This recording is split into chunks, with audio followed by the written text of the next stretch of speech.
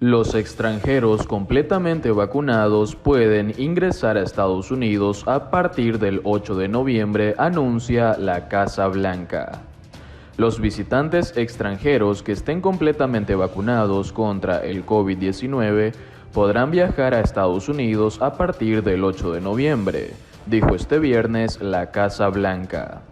La nueva política de viajes de Estados Unidos que requiere la vacunación de los viajeros extranjeros a Estados Unidos comenzará el 8 de noviembre, dijo Kevin Muñoz, subsecretario de prensa de la Casa Blanca en Twitter.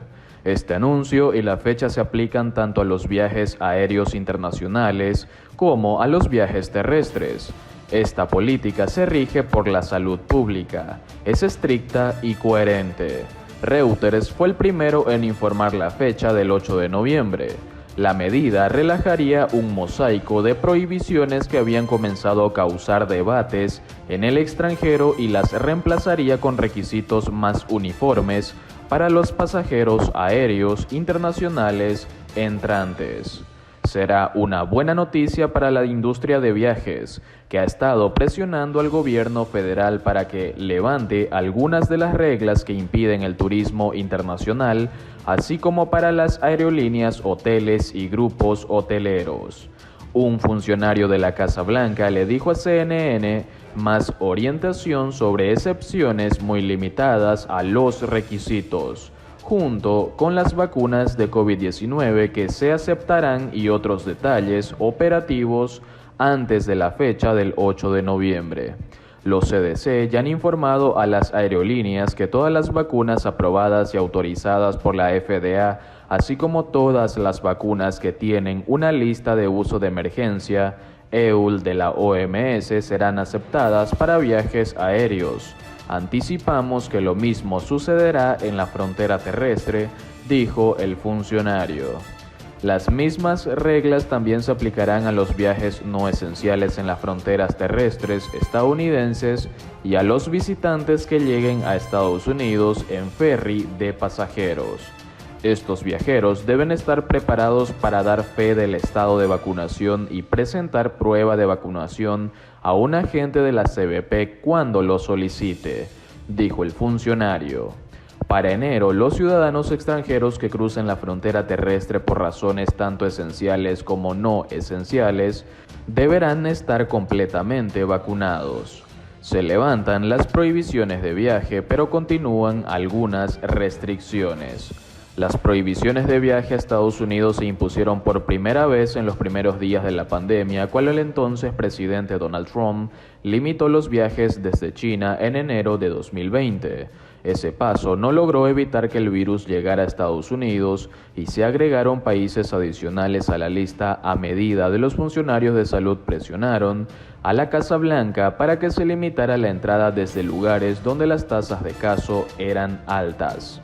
Trump agregó países en la zona Schengen, que abarca 26 estados de Europa, incluidos Francia, Alemania e Italia, junto con Irlanda y el Reino Unido. Brasil, Sudáfrica e India se agregaron por separado. También se cerraron las fronteras terrestres con Canadá y México. Biden había mantenido las estrictas prohibiciones de los viajes no esenciales, incluso cuando las tasas de vacunación en Europa aumentaron, citando la naturaleza impredecible de la pandemia y la aparición de la variante Delta. Pero el sistema resultó exasperante para los gobiernos europeos, cuyos ciudadanos todavía tenían prohibida la entrada a Estados Unidos, incluso cuando esas naciones redujeron las cuentas de sus casos en medio de campañas de vacunación exitosas. Los países con totales de casos más altos que no estaban en la lista no estaban sujetos a las reglas. En el transcurso de los últimos meses, las restricciones de viaje para las personas que desean ingresar a Estados Unidos se han convertido en una importante brecha transatlántica. Los líderes europeos, frustrados por la aparente falta de progreso, comenzaron a hacer públicas sus quejas. Dijeron que las reglas dañaban las relaciones entre Europa y Estados Unidos. Por otro lado, panel vota de manera unánime a favor de un refuerzo de la vacuna de Moderna para ciertos casos. Expertos externos de la FDA hicieron la recomendación muy similar a su decisión sobre la vacuna de Pfizer. Todavía falta conocer cuál es la recomendación de la agencia y de los CDC sobre esta dosis única. Un panel de expertos externos que asesoran a la Administración de Alimentos y Medicamentos FDA por su sigla en inglés, recomendó este jueves un refuerzo de la vacuna de Moderna al menos 6 meses después de la segunda dosis.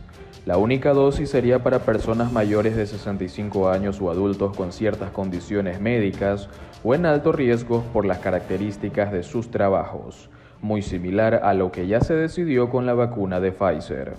Aunque los reguladores del gobierno no necesariamente tienen que aceptar esta recomendación obligatoriamente, por lo general la respetan y la siguen. La FDA convocó a sus expertos este jueves y viernes para valorar quién debe recibir dosis de refuerzo y cuándo, tanto en las vacunas de Moderna como de Johnson & Johnson. La agencia examinará así el viernes la solicitud de autorización de emergencia de una segunda dosis de la vacuna de Johnson & Johnson 6 meses después de la primera y hasta ahora única vacunación de este compuesto. Pero el proceso no termina ahí.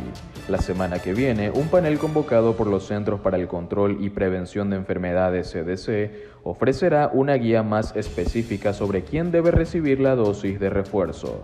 Sigue habiendo dudas sobre la dosis de refuerzo. La solicitud de Moderna viene precedida por la publicación de un documento elaborado por expertos que indica que las dos dosis siguen siendo efectivas para proteger contra la enfermedad grave y la muerte. Los técnicos han determinado que una media dosis de refuerzo de la vacuna de Moderna, como plantea la empresa, aumenta el nivel de anticuerpos, como se ha demostrado en los experimentos con unas 350 personas. Sin embargo, al mismo tiempo señalan que la eficacia de las dos primeras dosis se mantiene, por lo que hay todavía dudas sobre la necesidad de un refuerzo. En general, los datos indican que las vacunas contra el COVID-19, actualmente autorizadas en Estados Unidos, siguen ofreciendo protección contra la enfermedad grave del COVID-19 y la muerte, dicen los expertos en el reporte. Moderna resiste mejor que Pfizer al paso del tiempo. Un estudio reciente de los Centros para el Control y la Prevención de Enfermedades CDC determinó que la potencia de la vacuna de Moderna contra la hospitalización se ha mantenido en el tiempo mejor que la de Pfizer. Si resulta aprobada la vacuna de refuerzo de Moderna, los CDC debatirán en una reunión programada para la próxima semana las especificaciones sobre quién debe recibir los refuerzos.